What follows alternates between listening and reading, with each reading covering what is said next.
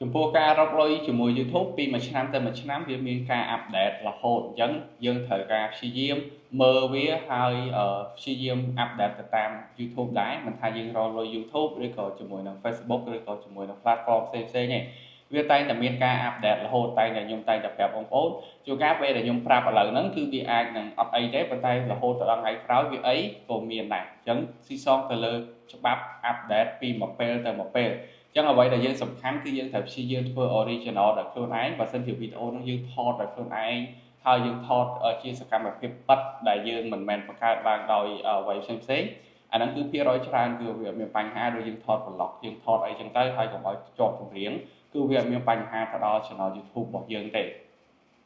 អូខេខ្ញុំសួរបងប្អូនទាំងអស់គ្នាថ្ងៃនេះជួបគ្នាជាមួយខ្ញុំបាទនៅវីដេអូថ្មីមួយទៀតដែលខ្ញុំធ្វើវីដេអូឆ្លើយសំណួរទៅដល់បងប្អូនយើងបន្តទៀតដែលខ្ញុំយកមកជាងប្រហែលជា7-10សំណួរ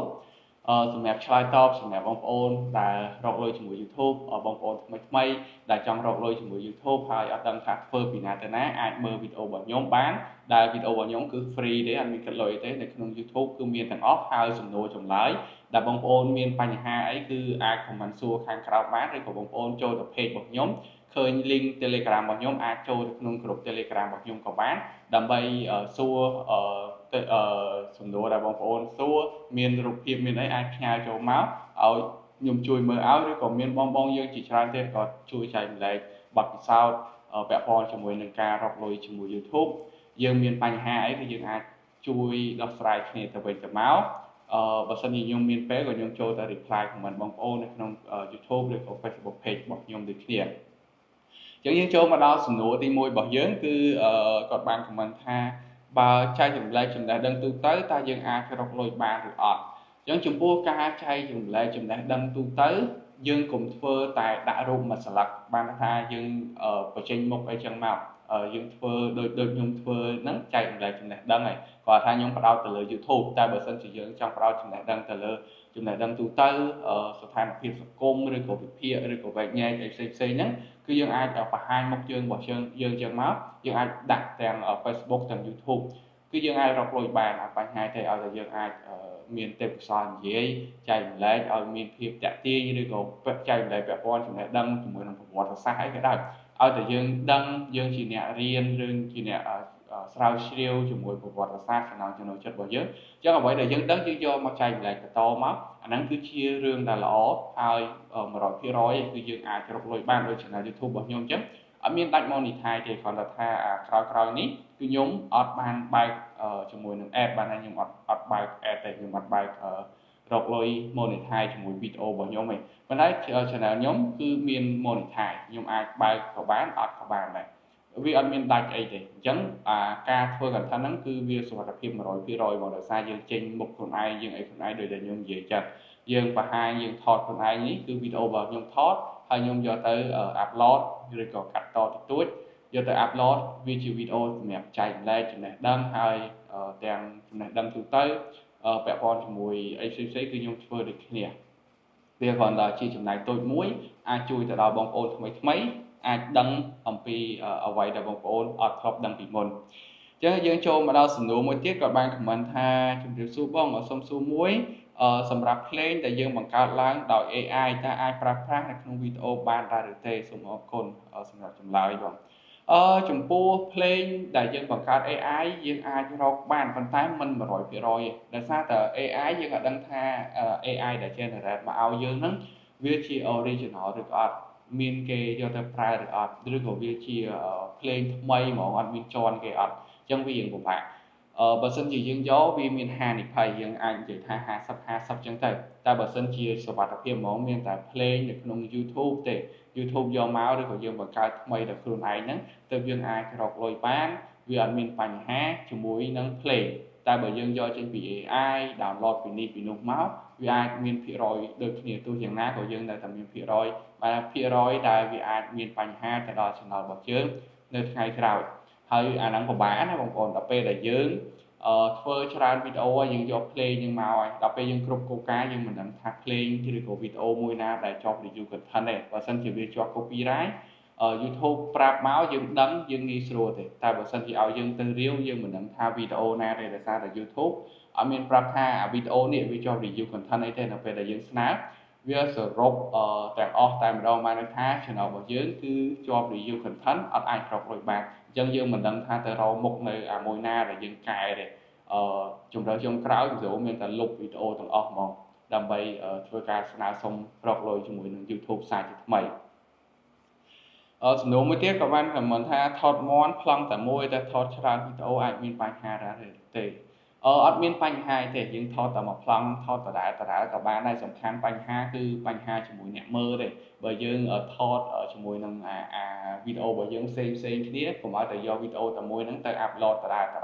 គឺអត់មានបញ្ហាទេយើងថតឧទាហរណ៍ដូចយើងឃើញសកម្មភាពថតជាមួយនឹងកីឡាដូចជាថតបោះផ្ទះហើយយើងឃើញកីឡាករបោះផ្ទះហើយផ្សេងមានអ្នកថតបងប្អូនយើងគាត់ទៅថតដាក់ទាំង Facebook ទាំង YouTube អីហ្នឹងគឺអត់មានបញ្ហាទេជួនកាលមកប្រកួតហ្នឹងប្លង់ហ្នឹងមានអ្នកថតរហូតដល់រាប់សិបនាក់ទាំងមុខទាំងក្រោយរាប់សិបនាក់ហើយយកទៅអាប់ឡូតទៅគឺអត់មានជាន់គ្នាទេដោយសារតែវាទីតាំងវាខុសគ្នាតិចហើយ frame វាខុសគ្នាតិចខុសគ្នានិយាយទៅ YouTube អត់ចាប់ទេកុំឲ្យតែយកវីដេអូតែមួយ download ឬក៏ copy យកទៅបន្តគ្នាចែកគ្នាផុសបន្តគ្នាអាហ្នឹងទៅចាប់ថាវាជាវីដេអូតែមួយសំណួរមួយទៀតគាត់បាន comment ថាជំរាបសួរបងបើសិនជាយើងចង់ delete channel ចាស់ហើយបង្កើតថ្មីដែលមានឈ្មោះដូចគ្នាដដែលតែមានបញ្ហាដែរទេហើយ upload វីដេអូដែលធ្លាប់ផុសទៅលើ channel ចាស់បានដែរទេអត់បញ្ហាទេពាក់ព័ន្ធជាមួយនឹងយើងលុប channel ឬក៏យើងអត់លុបក៏ដោយដាក់ជាមួយនឹងឈ្មោះដូចគ្នាក៏អត់បញ្ហាដែរតែបើវីដេអូយើងត្រូវតែលុបចោលទាំងអស់ដែលយើងចង់យកមកដាក់នៅជាមួយនឹង channel YouTube ថ្មីយើងលុបចោលអាចាស់ទៅដើម្បីកុំឲ្យវាជាប់ review content ចឹងដល់ពេលដែលយើងលុបចោលអាចាស់យើងនៅសល់អាថ្មីគឺយើងអាចធ្វើការរកលុយបានហើយលុបចោលអាចាស់ហើយសល់អាថ្មីដោយសារតែអត់មានវីដេអូអីទៀតទេតែយើងត្រូវសំខាន់ត្រូវដឹងថាវីដេអូអាចាស់របស់យើងហ្នឹងអត់មានអ្នកណាយកទៅអាប់ឡូតទេបើសិនជាមានគេ download យកទៅអាប់ឡូតមុនយើងហើយយើងផុសអាថ្មីនេះទៅបានន័យថាយើងក្រោយគេហើយអញ្ចឹង YouTube ចាប់គឺពាក់ព័ន្ធជាមួយនឹងថ្ងៃខែដែលអាប់ឡូតចូលទៅក្នុង YouTube អ្នកណាអាប់ឡូតមុនគេអ្នកនោះគឺជាម្ចាស់របស់ YouTube ហើយអញ្ចឹងវាមើលកន្លែងហ្នឹងដល់ពេលដែលយើងប្តឹងទៅមកយើងប្រាប់ឲ្យឥឡូវខ្ញុំអាប់ឡូតតាំងពីថ្ងៃនេះតាំងពីឆ្នាំ2024នេះហើយគេទៅអាប់ឡូតនៅក្នុងឆ្នាំ2025នេះអញ្ចឹងយើងគិតថាវីដេអូមួយណាជាវីដេអូ original channel មួយណាជា channel original អាហ្នឹង YouTube គឺមើលកន្លែងហ្នឹងដែលសំខាន់បំផុតហើយវាមានអីផ្សេងដែលអាប់ដេតគឺយើងអាប់ដេតបន្ថែមទៀតចឹងបើសិនជាគេអត់មានយកទៅទេយើងយកមកអាប់ឡូតតែរបស់យើងអីតែរបស់យើងទៅខ្លួនឯងទេគឺអត់មានបញ្ហាអីទេយើងអាចធ្វើបែបហ្នឹងបាន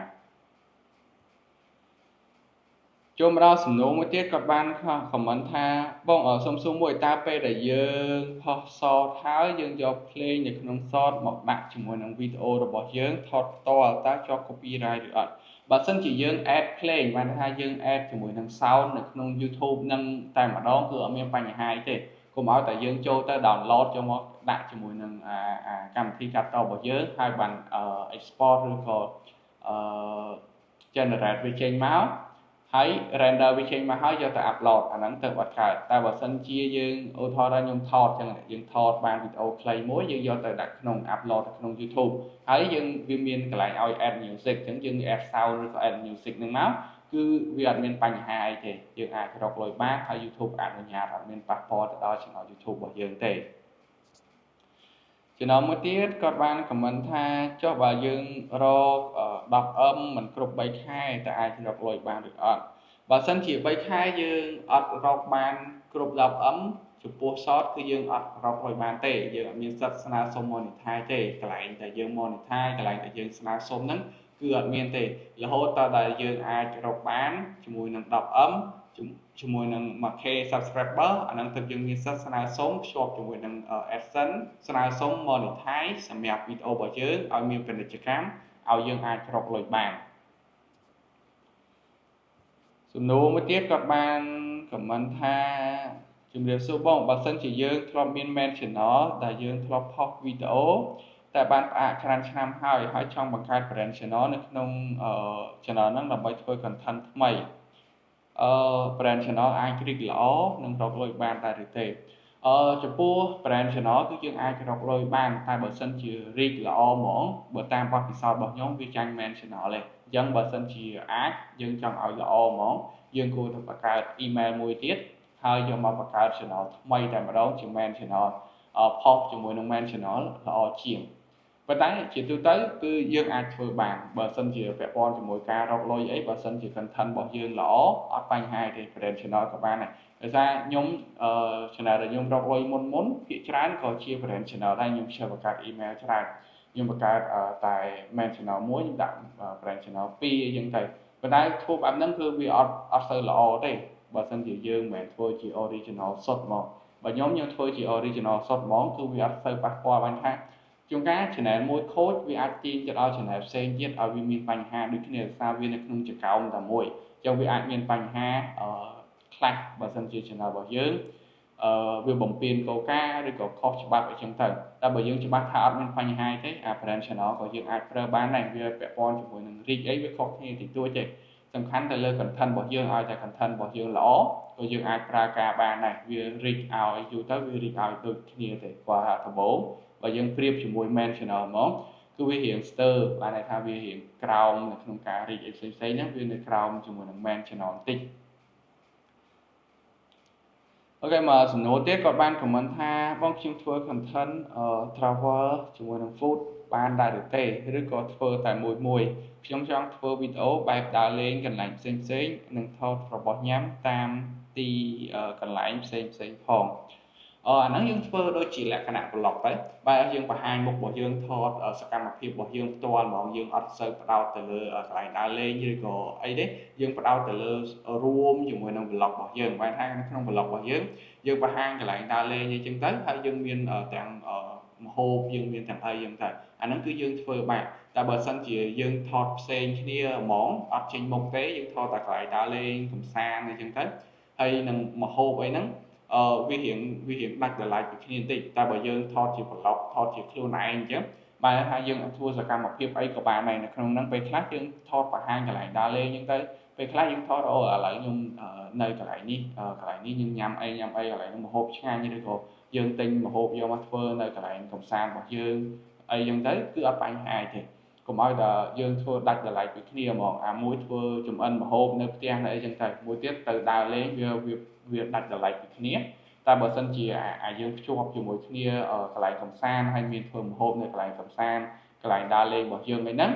គឺវាអត់មានបញ្ហាទេគឺយើងអាចធ្វើបានហើយវាជា content បូករួមជាមួយគ្នាយើងអាច mix បញ្ចូលគ្នាបានមិនបាច់ធ្វើ channel 2 3ផ្សេងគ្នាទេអូខេសំណួរមួយទៀតក្នុងវីដេអូនេះចុងក្រោយក៏បាន comment ថាបងបើ channel មួយតើយើងអាចថតវីដេអូអំពីសត្វច្រើនប្រភេទបានដែរទេឧទាហរណ៍ដូចជាគោមាន់ទាជាដើមអាហ្នឹងដូចខ្ញុំនិយាយមកអញ្ចឹងគឺបានអត់បញ្ហាទេឧទាហរណ៍យើងមានកន្លែងយើងចិញ្ចឹមច្រើនអញ្ចឹងយើងថតទៅខ្លីៗទៅយើងអាចដោតជាមួយនឹងរួមហ្មងមកយើងមិនមែនថា channel របស់យើងមិនមែនផ្ដោតតែពីមាន់ទេយើងផ្ដោតអំពីសត្វចិញ្ចឹមឬក៏ផ្ដោតអំពីសត្វទាំងអស់ហ្មងថាសត្វចិញ្ចឹមសត្វព្រៃអីចឹងទៅអញ្ចឹងយើងអាចថតនៅក្នុង channel របស់យើងហ្នឹងមិនបញ្ចូលគ្នាទាំងអស់បានមិនថាធ្វើវែងឬក៏ធ្វើអីយើងឃើញ channel ខ្លះគាត់ថតតែមាន់ឬក៏គោឬក៏ឆ្កែអញ្ចឹងទៅឬក៏ឆ្មាអញ្ចឹងគាត់ថតខ្លីៗដាក់បញ្ចូលគ្នាក៏បានដែរឧទាហរណ៍មាន់រងាវហើយនឹងគោស្រែកឬក៏ជ្រូកសំឡេងជ្រូកឬក៏សំឡេងឆ្កែព្រុសអីចឹងទៅអាហ្នឹងគេដាក់បញ្ចូលគ្នាខ្លីៗច្រើនវីដេអូឲ្យបាន 3-4 នាទីអីចឹងមកគេផុសទៅជាវីដេអូ long មួយឬក៏យើងធ្វើជាវីដេអូ short យើងដាក់ខ្លីៗចឹងទៅ10វិជាង7-8វិអីចឹងទៅមាន់រងាវអីចឹងទៅសកម្មភាពមាន់ស៊ីចំណីដាក់ចំណីឲ្យត្រីអីផ្សេងហ្នឹងគឺយើងអាចដាក់បញ្ចូលគ្នាបានអត់បញ្ហាទេអូខេអញ្ចឹងវីដេអូនេះគឺមានប៉ុណ្្នឹងទេបើសិនជាបងប្អូនមានចម្ងល់អីផ្សេងអាច comment សួរបន្ថែមទៀតហើយបើសិនជាមានការ update ឬក៏មានអីផ្សេងខ្ញុំធ្វើវីដេអូបង្ហាញជូនបងប្អូនដូចគ្នាដែរយើងជួបគ្នានៅក្នុងវីដេអូក្រោយតែម្ដង